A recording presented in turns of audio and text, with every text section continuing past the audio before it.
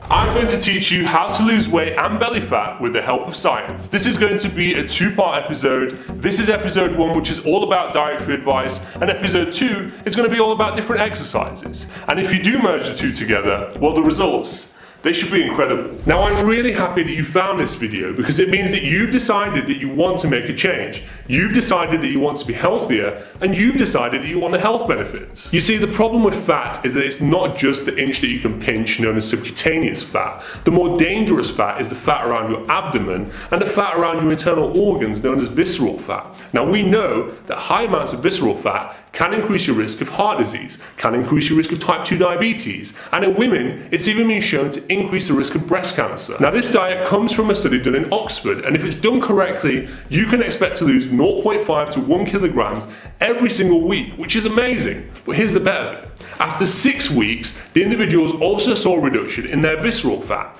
Visceral fat is a dangerous fat we just spoke about. The reduction was about 14%. They also saw a reduction in their blood pressure. They also saw a reduction in their cholesterol, and they also saw a reduction in their waistline, 5 centimeters to be exact.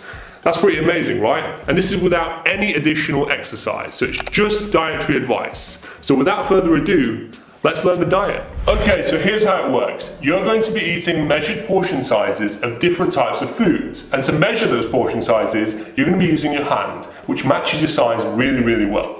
Also, if you really want this diet to work, you need to stop eating snacks, and also you need to stop eating takeaway food and fast food too. So each day you should aim to eat the following: 3 fist-sized servings of starchy carbohydrates like potatoes, pasta, rice, and many more. Don't worry about remembering what I'm saying as well. I'm going to leave it all in the description below, a full detailed explanation of everything I say and all the different food groups. Now, with the carbohydrates, you can also have protein. So you can have 2 palm-sized servings of protein per day. This includes things like meat, like fish, like chicken, like soy products, and many more. You can also have 2 cooked handfuls of vegetable or salad or anything like that. But please remember, potatoes, they're not included in that list. Potatoes are in the carbohydrate servings. And to cook your food, you're most likely going to be using some fat or some oil, which is fine to do, but you need to stick in the serving limit. So what is the serving limit? You can have 2 servings of fat or oil or butter, and 1 serving is basically the tip of your thumb. It's also important that you have fruit. You need to be having 2 fist-sized servings of fruit every single day. So that can be fresh fruit, it can be frozen fruit, it can be canned fruit in natural juice or water. All of these are fine. Now remember, as I said, in this diet plan from the study, snacks were completely stopped. So a good idea is to replace those snacks with the fruit. And it will also probably help you from deviating from the diet plan. Now, in addition to all the foods I've mentioned, you will also need some dairy in your diet. So what can you have? Well, you can have half a pint of skim milk or half a pint of semi-skim milk, and this will be enough for your tea, your coffee, or your breakfast cereal.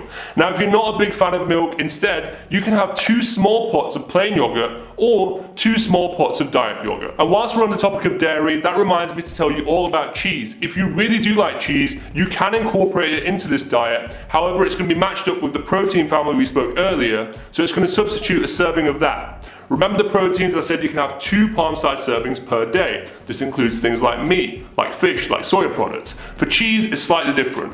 1 portion, so 1 serving, is the equivalent size of a matchbox. And by matchbox, I mean the small size that fits in your pocket, not the ones you use for cooking that are like that big. There are many diet plans out there, and to be quite honest, I think this diet from the study is actually very easy to follow, and it's not too difficult because you're not actually removing any food group, you just stop snacking, but then everything else is just portion size technique, which, yes, to begin with, it might be quite difficult, but you will get used to it and you can do it. But saying all that, before beginning a diet plan, it's always a good idea to check your weight status first, because you may already be at a healthy weight and you may not need to lose any weight.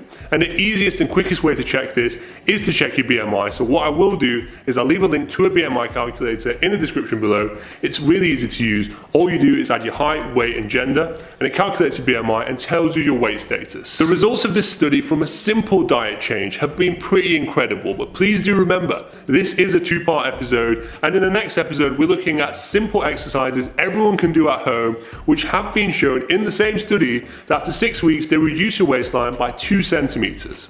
So check it out. I will leave a link up here and in the description below. But just imagine for a second, if you do incorporate the exercise with the diet change, the results should be pretty incredible. And please remember, I know that unlicensed diet pills may seem like a quick fix solution, but the contents are unknown, unproven, and untested. So what does this mean? Well, it's reported that 2 in 3 people actually suffer from serious side effects from unlicensed diet pills. So please stay safe. If you want more information about these, I did make a video not long ago for the MHRA all about them, and I will leave a link up here and in the description below for you, so check it out. I really hope my tips help you in this week's video. Please do let us know how you get on, and also, if you have any of your own tips, any of your own advice, please leave a comment below too, because I'd love to read it, and I'm sure everyone watching this video would too.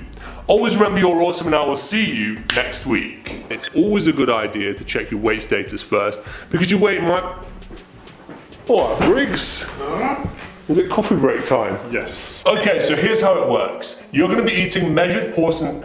Just trying to spill it on me. Oh, thank you so much. I really needed this. I'll try not to spill it. Thanks a lot, Alex. Welcome. See you later. See you later. And that, my friends, is Alex Briggs, pharmacy student. I think he's in 3rd or 4th year. He's a very good guy.